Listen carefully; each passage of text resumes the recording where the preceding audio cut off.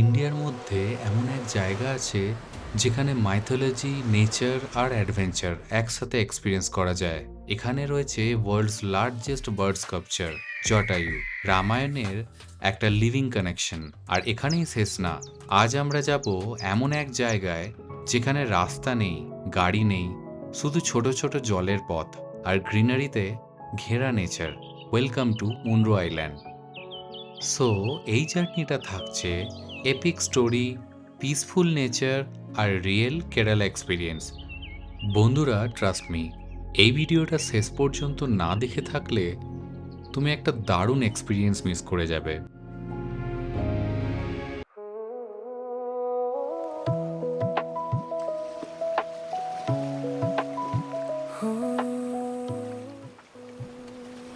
আমরা চলে এসেছিলাম আমাদের রিসর্টের একদম কাছেই থাকা ব্ল্যাক বিচে, ভার্কালাকে একটা বিউটিফুল গুড মর্নিং জানাতে। এই জায়গাটা অনেস্টলি বলতে গেলে একদম ডিফারেন্ট। নর্মালি আমরা যে গোল্ডেন বা হোয়াইট স্যান্ড বিচ দেখি তার থেকে কমপ্লিটলি আলাদা। এখানে স্যান্ডটা ন্যাচারালভাবেই ডিপ ব্ল্যাক কালারের, আর যখন সূর্যের প্রথম আলো এই ব্ল্যাক স্যান্ডের ওপর পড়ে তখন পুরো ল্যান্ডস্কেপটা একটা সিনেমেটিক কন্ট্রাস্ট ক্রিয়েট করে, যা ক্যামেরাতে ক্যাপচার করলেও রিয়েল ফিলটা আরও বেশি ম্যাজিক্যাল।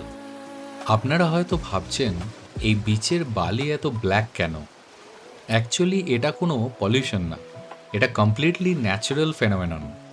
এই জায়গায় ইলমেনাইট, ম্যাগনেটাইট, গার্নেটের মতো হেভি মিনারেলস বেশি থাকার কারণে বালির কালার হয়ে গেছে deep black. Sea waves gradually light স্যান্ডকে নিয়ে চলে যায়, আর হেভি মিনারেলসগুলো এখানেই থেকে যায়। তাই বারকালার এই ব্ল্যাক বিচ একটা রেয়ার জিওলজিক্যাল ওয়ান্ডার, যা ইন্ডিয়াতে খুব কম জায়গায় দেখতে পাওয়া যায়। এবার আমরা স্টার্ট করতে চলেছি আমাদের ভার্কালা আউটার জার্নি। আজকের প্ল্যানে আছে দুটো স্পেশাল জায়গা। ফার্স্ট জটায়ু আর্ট সেন্টার, তারপর যাব মুনরো আইল্যান্ড। ভার্কালা থেকে জটায়ু পৌঁছতে মোটামুটি 1 ঘন্টা সময় লাগে, ডিস্টেন্স অ্যারাউন্ড 30 কিলোমিটার। আর জার্নি স্টার্ট হতে না হতেই লোকাল ড্রাইভারের সাথে চলছে কিছু ইন্টারেস্টিং কথোপকথন। বিকজ অনেস্টলি লোকালরাই হলো বেস্ট গাইড, যারা রিয়েল বার্কালাকে আমাদের থেকে অনেক বেশি ভালো করে জানে। ফাইনালি আমরা পৌঁছে গেলাম জটায়ু আর্ট সেন্টারে। এখানে এন্ট্রি সিস্টেমটা একটু ডিফারেন্ট। এক জায়গা থেকে এন্ট্রি টিকিট আর আলাদা করে কেবল কারের টিকিট নিতে হয়। এখানে কেবল কারটা কমপ্লিটলি অপশনাল। অনেকেই ট্রেকিং করেও উঠে যান জটায়ু আর্ট সেন্টারে, কিন্তু আমরা চুজ করলাম কেবল কার বিকজ এক্সপিরিয়েন্সটা মিস করতে চাইনি। কেবল কারে উঠে চলুন একটা ছোট্ট গল্প শোনা যাক। রামায়ণের একটা খুব ইমোশনাল চ্যাপ্টার, জটায়ু একজন বীর পক্ষী। এই শান্ত বনভূমির মধ্যে শুরু হয়েছিল এক ইতিহাস। হঠাৎ করেই অন্ধকার নেমে এলো। রাবণ তার শক্তি আর অহংকার নিয়ে এসে দাঁড়ালো। সীতাকে অপহরণ করে সে উড়ে চলল আকাশপথে, কিন্তু সে জানত না সামনে অপেক্ষা করছে এক সত্যিকারের যোদ্ধা।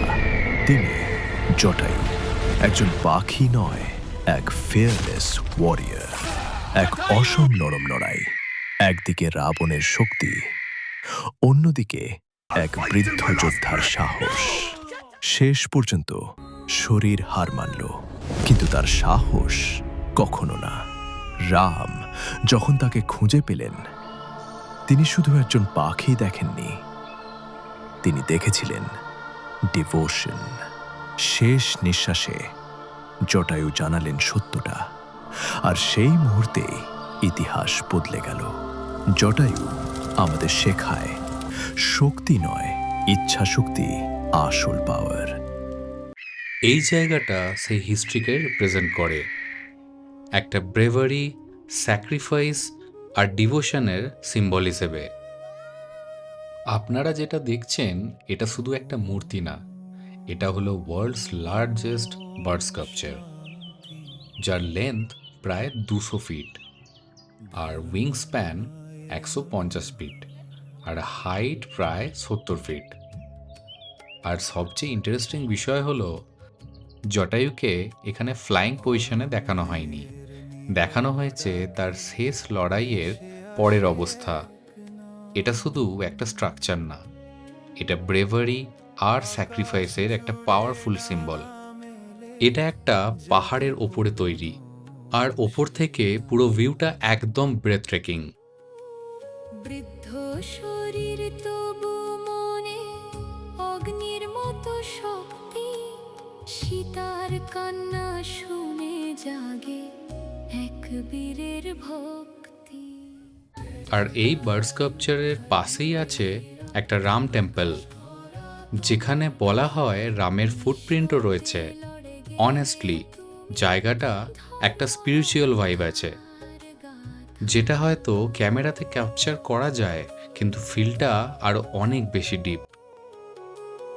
একলা পথে দাঁড়িয়ে গিয়ে থামা অন্ধকার, রাবণের সেই অহংকারে জ্বলে ওঠে প্রতি। এই হলো ভগবান শ্রীরামের ফুটপ্রিন্ট।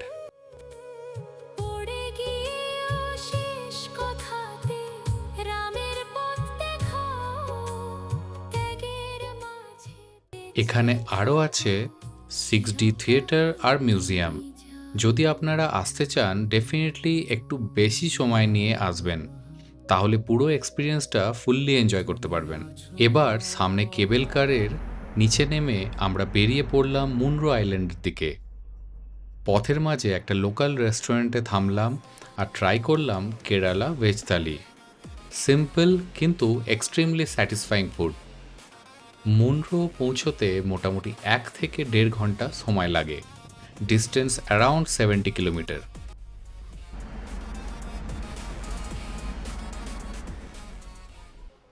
ফাইনালি আমরা পৌঁছে গেলাম মুনরো আইল্যান্ডে। এখানে গিয়ে আমরা বুকিং করলাম ডিটিপিসি, অর্থাৎ department of tourism, government of কেরালার অফিসিয়াল কাউন্টারে। আর তারপর স্টার্ট হলো একটা আনফরগেটেবল এক্সপিরিয়েন্স, 2 ঘন্টার ক্যানোই রাইড থ্রু ম্যানগ্রোভ আইল্যান্ডস। ছোট্ট ছোট্ট ক্যানেল, দুপাশে গ্রিন ম্যানগ্রোভ, মাঝে মাঝে লোকাল ভিলেজ লাইফের গ্লিসন। এটা শুধু একটা রাইড না, এটা হলো নেচারের সাথে একদম ক্লোজ কানেকশন। মুনরো আইল্যান্ড আসলে একটা ক্লাস্টার অফ স্মল আইল্যান্ডস, যাদের মধ্যে দিয়ে বয়ে গেছে ছোট ছোট ক্যানেল। এক পাশে কালারা রিভার আর অন্য পাশে আস্তামুদি লেক। আর এই দুটোর মাঝে তৈরি হয়েছে একটা ইউনিক ব্যাকওয়াটার ইকোসিস্টেম।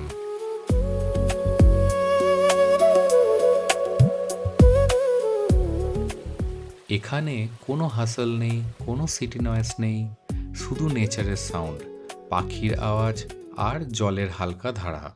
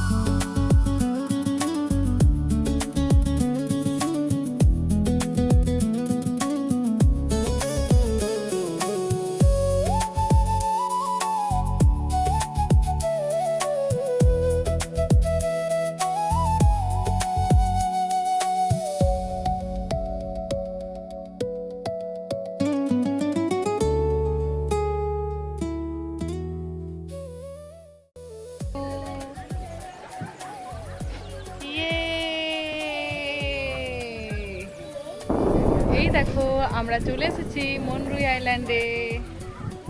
এই ওয়াও,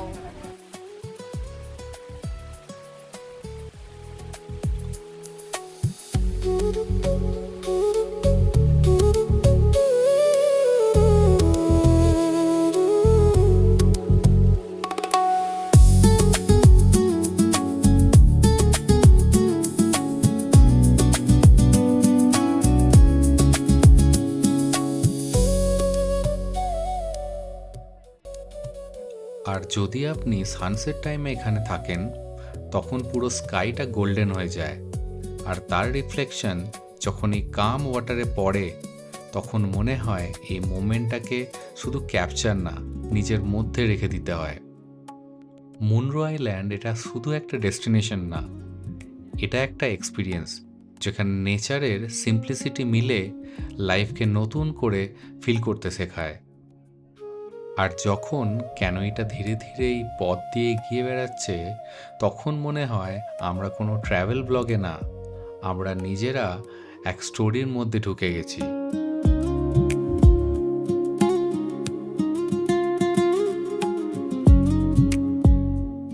ছোট্ট ছোট্ট পথ, দুপাশে গাছের ঝুড়ি, মাঝে মাঝে এমন ন্যারো ক্যানেল যেখানে মনে হয় যেন নেচার নিজের হাতে একটা টানেল তৈরি করেছে।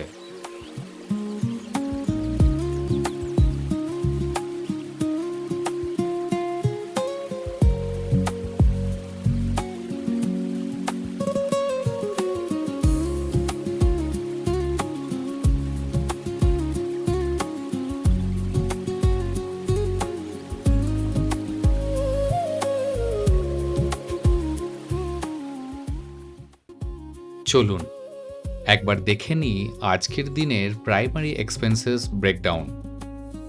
আমি যেসব ট্র্যাভেল অপশন, ফুড আর অ্যাক্টিভিটি কভার করেছি তার একটা অ্যাপ্রক্সিমেট কস্টিং স্ক্রিনে দেখানো হলো, যাতে আপনারা নিজেদের ট্রিপ প্ল্যানিংটা আরও ইজিলি করতে পারেন। ভার্কালার ফাইনাল এপিসোড আসতে চলেছে, যেখানে থাকছে top 5 best sea beaches in Varkala. তাই দেরি না করে আমার YouTube channel adventures with Ratul subscribe করুন আর কমেন্ট করতে ভুলবেন না। আপনাদের সাপোর্টেই আমাকে ইন্সপায়ার করে আরও বেটার কন্টেন্ট নিয়ে আসার জন্য।